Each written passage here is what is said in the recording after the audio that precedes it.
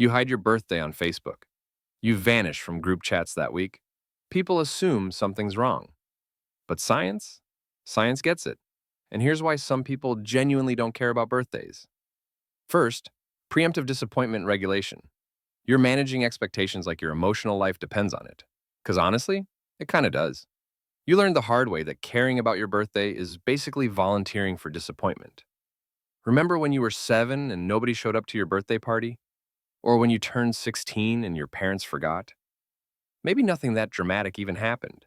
Maybe birthdays just never lived up to the hype everyone promised.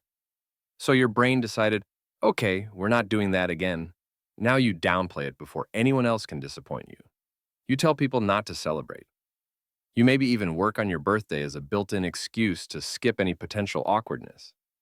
Studies from the University of Pennsylvania show that people who experienced repeated social disappointments develop what researchers call anticipatory emotional buffering. Fancy term for, I'd rather expect nothing and be pleasantly surprised than expect something and get crushed. If this is you, congrats. You're not boring. You're just emotionally strategic. Your brain's playing 4D chess while everyone else is figuring out checkers. Next, temporal self-comparison anxiety. Here's where it gets existential. People who skip birthday celebrations have this uncomfortable awareness of time passing. Every birthday becomes an annual reminder that you're aging and not hitting the milestones you thought you would. That dream you had at 22? Still a dream at 32. The career you thought you'd have? The person you imagined you'd become? Yeah, still pending. Society's got this whole timeline mapped out. Graduate by 25, married by 30, kids by 35, life figured out by 40. And instead of celebrating, you're having a full existential crisis in the shower, wondering where the hell the time went. When birthdays roll around, they become these brutal performance reviews you never asked for. Scientists from Stanford found that people with high temporal self-awareness often avoid age-related celebrations because they trigger what's called mortality salience.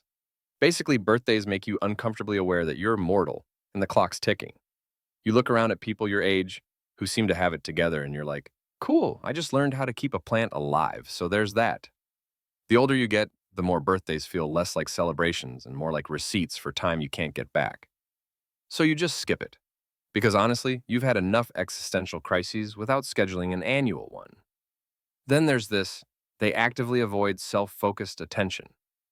You hate being the center of attention on a normal Tuesday. Birthdays make it mandatory. It's your worst nightmare. Everyone's watching you, expecting you to perform happiness. Singing that horrible song while you sit there like a hostage, trying to figure out when to blow out the candles.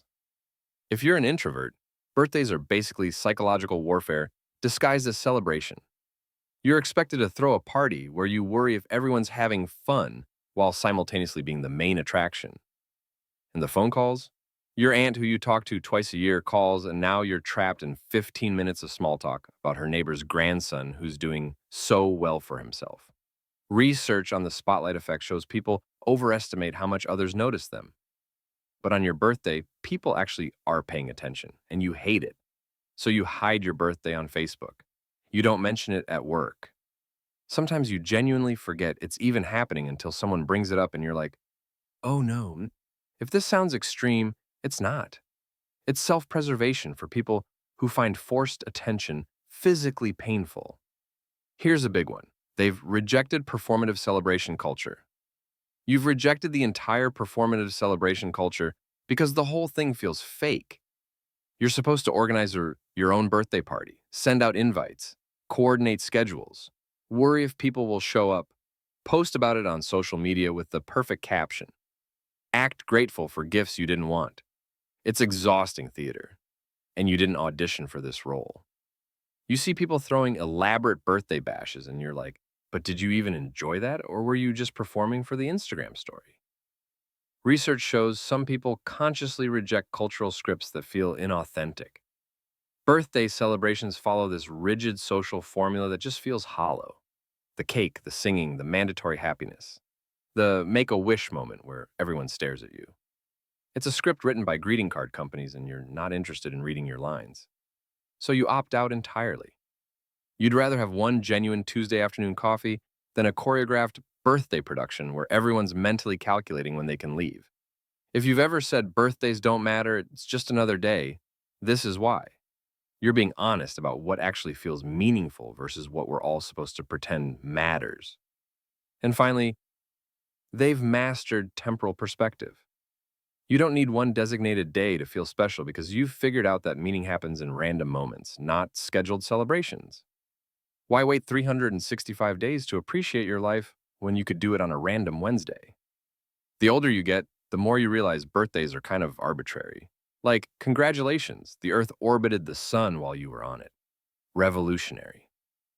Research on temporal landmarks shows that some people actively resist using birthdays as life markers because they find meaning in daily experiences instead.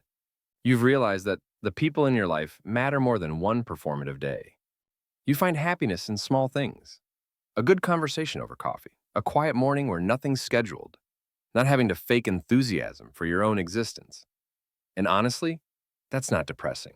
That's evolved. You've opted out of performing excitement once a year and chosen to just exist peacefully the other 364 days. If you've been called no fun for years and this just validated your entire existence, welcome. You're not boring, you're just selective about what deserves your energy. Like and subscribe for more psychology that makes you feel seen.